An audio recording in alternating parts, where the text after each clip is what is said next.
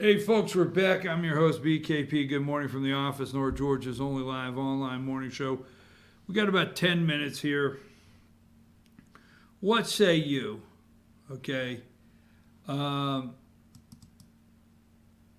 39, they're going crazy over this.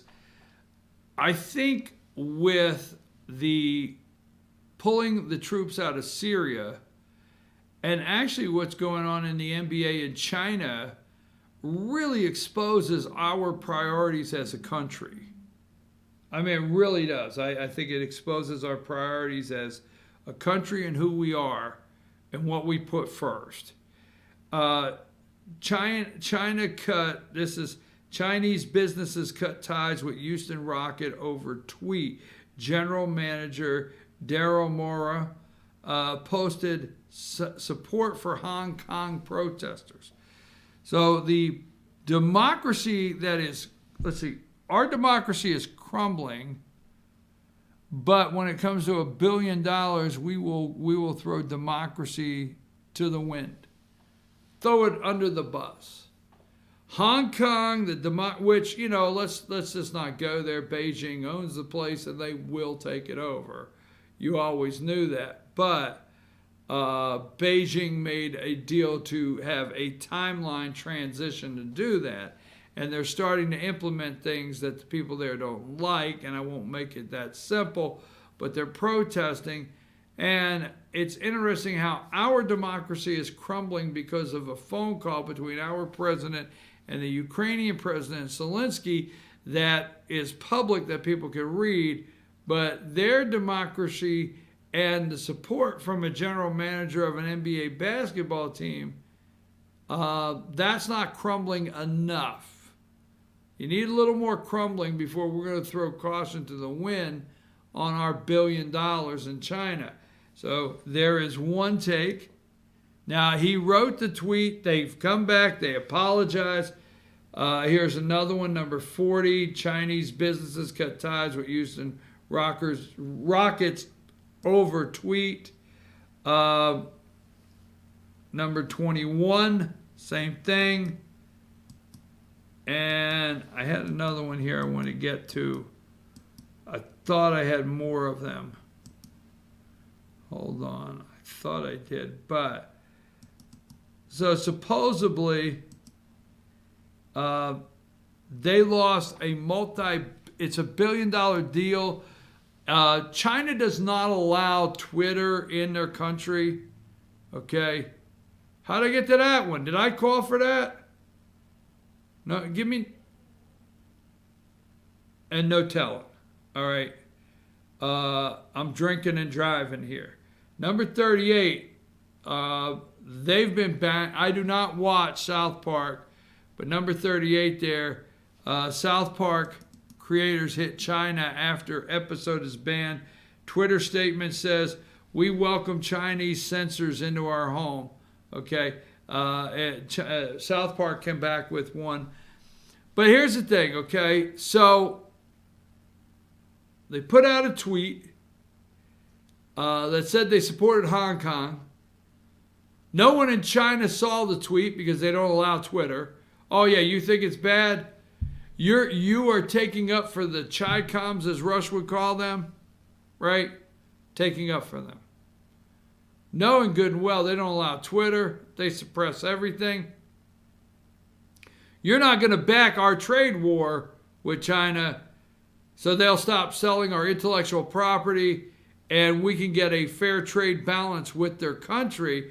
You won't support that, the media. That's causing our democracy to crumble. That's causing everything to go downhill. That's causing the sale of the family farm, all the above. You won't support that, right? They don't have Twitter, folks.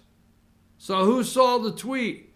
Immediately, the broadcast networks that are partnered by the Chinese government. We know every business. It's a $1 billion deal to the NBA. And guess what we know is first, right? Money and, wow, where is that tweet I had earlier today? I took a picture of their tweet, and I guess I didn't save it. I guess I didn't save the tweet. Look at the, let me see if I can find, I would like to read the South Park CHINATWITT.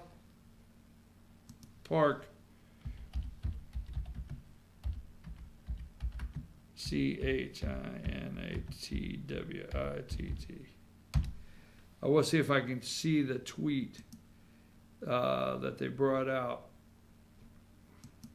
South Park creators issue a mocking apology to China.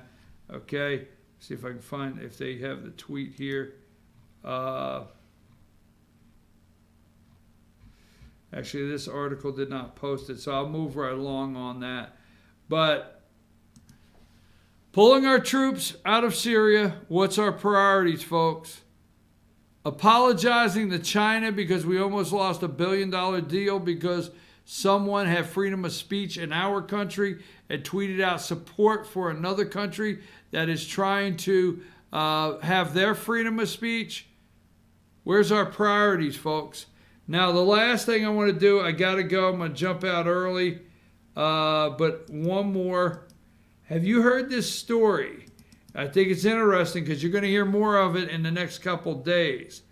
Where's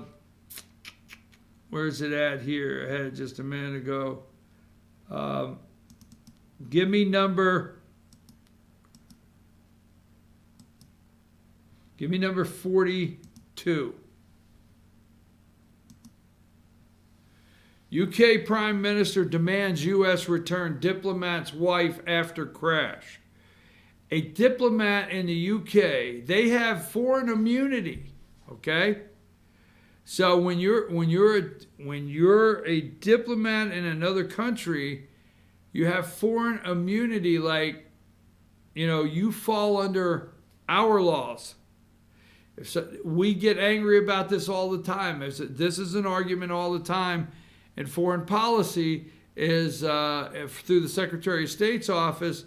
We get angry all the time because if somebody does something, then they are a ambassador or a member of the team of ambassadors to the United States from wherever. They get immunity. They get to go home and be charged under their laws. So we have the wife of a diplomat, okay, in the UK that killed this kid on a motorcycle. I'm pretty sure it's a motorcycle. She killed him.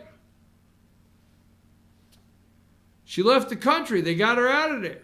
I don't even know if we know who she is. I think you stand a better chance finding out who the whistleblower is. I'm not for sure we know. We may. She's out of the country. She's back home. She killed the kid. The parents are wanting her return to face charges. All right? So UK Prime Minister Boris Johnson demands the U.S. return diplomat's wife after crash. Let's see where this leads. May be interesting.